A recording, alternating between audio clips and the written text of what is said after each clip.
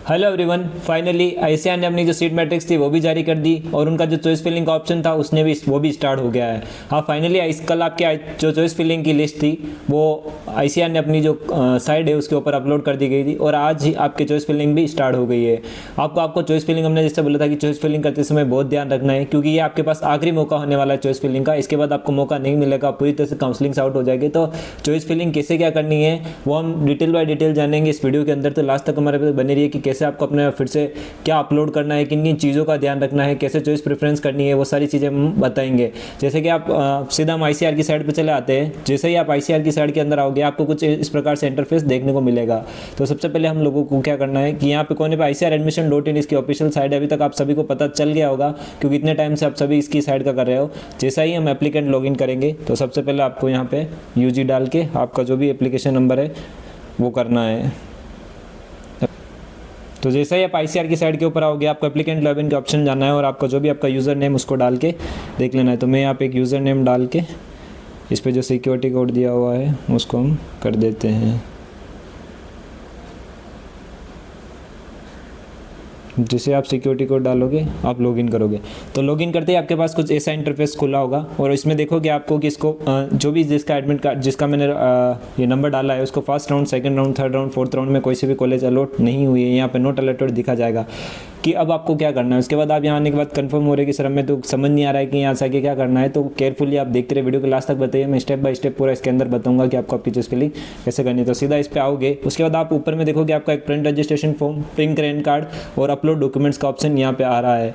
जो इस filling option will be after uploading looking the documents. यहाँ पे ये बोल रहा है कि पहले आपका डॉक्यूमेंट्स का ऑप्शन आ रहा है। अपलोड डॉक्यूमेंट्स के ऊपर जाओगे, अपलोड डॉक्यूमेंट्स होने के बाद ही आपका चॉइस फिलिंग का ऑप्शन दिया जाएगा। यहाँ पे जो डॉक्यूमेंट्स रिक्वायरमेंट है, जो डॉक्यूमेंट्स यहाँ पे मांग रहा है, पहले अगर उसको अपलोड करते हो तो उसी के बाद आपका चॉइस फिलिंग का ऑप्शन आपको दिया जाएगा। तो सबसे पहले आप अपलोड डॉक्यूमेंट्स के ऊपर आओगे तो आपके ये डॉक्यूमेंट्स आपको देखने को मिल जाएगा। यहाँ पे कौन कौन से डॉक्यूमेंट्स अपलोड करने मैं आपको बता देता हूँ।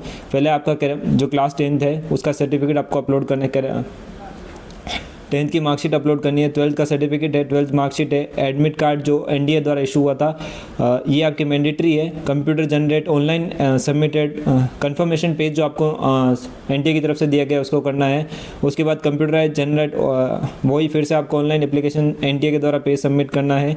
उसके बाद रैंक कार्ड इशू जो हुआ था उसके करना, पासवर्ड साइज फोटो अपलोड करना है, आधार कार्ड आप करना है, डोमिसाइल सर्टिफिकेट और कैरेक्टर सर्टिफिकेट, ये सारे आपको डॉक्यूमेंट्स यहाँ पे करना है अपलोड करने। ये डॉक्यूमेंट्स की इसमें फिर से रिक्वायरमेंट होने वाली, आप अपलोड करोगे या आप कहीं से ई मित्र से करवाओगे तो वो सारी चीज़ें आपकी अपलोड कर देगा। बट इसमें भी आपको ध्यान रखना है कि ई मित्र या कहीं से आप भरवा रहे हो तो उनके भरोसे आपको नहीं रहना है। आपको खुद वहाँ पे ध्यानपूर्वक खड़े रह के अपना सारा डॉक्यूमेंट्स करवाने, क्योंकि बहुत बार होता है कि सर ई मित्र वाले ने गलती कर दी थी, डॉक्यूमेंट्स रिजेक्ट हो गए, ये हो गए। ये सारी प्रॉब्लम आपको नहीं करना है क्योंकि आपके पास आखिरी मौका है। डॉक्यूमेंट्स में किसी भी प्रकार की लापरवाही आपको नहीं करनी है। खुद खड़े रह के आप अपना डॉक्यूमेंट्स चेक कीजिए, फिर से 2 से 3 बार आप आराम से चेक कीजिए। फिलिंग होने के बाद आप केयरफुली सारे डॉक्यूमेंट्स सही से कीजिए। अभी तक सारे डॉक्यूमेंट्स आपके बच्चों के पास, ये नॉर्मल सारे डॉक्यूमेंट्स बच्चों के पास होंगे। उसके बाद हम बात कर लेते हैं यहाँ पे एक और चीज़, यहाँ पे देखिए upload the all documents as per display. आपको 100 KB से 500 KB के बीच में वो आप कहीं से जो करवाओगे तो वो कर देगा। और जो बच्चे खुद भी करें उनको पता है कि जो इसकी KB में कितना साइज़ चाहिए होता है उतनी साइज़ में आप आपके डॉक्यूमेंट्स अपलोड कर सकते हो। ठीक है, अपलोड करने के बाद कैसा इंटरफेस दिखेगा मैं आपको बता देता हूँ। उसके बाद हम एक इंटरफेस और देखेंगे। जैसा कि ये हो गया, जिसने इन्होंने डॉक्यूमेंट्स अपलोड नहीं किए उनको ऐसा दिखा रहा है। डॉक्यूमेंट्स अपलोड करने के बाद आपको लुक डॉक्यूमेंट सबमिट करने के बाद यहाँ पे सारा हो जाएगा। उसके बाद हम लॉग आउट कर देते हैं यहाँ से। और एक और कैंडिडेट है, मैं उसका आपको बता देता हूँ कि आपको डॉक्यूमेंट्स अपलोड करने के बाद कैसा दिखाई देगा। एक कैंडिडेट है, उसके डॉक्यूमेंट्स मैंने अपलोड कर दिए हैं। उसके बाद कैसा इंटरफेस दिखेगा आपको आपके डॉक्यूमेंट्स अपलोड करने के बाद। तो जैसे ही आप आपके डॉक्यूमेंट्स अपलोड करोगे यहाँ पे फिर से ऐसे आ जाएगा। पर उसके बाद ऊपर में देखोगे डॉक्यूमेंट्स अपलोड करने के बाद आपको चॉइस फिलिंग का ऑप्शन आपका दिखाई देगा।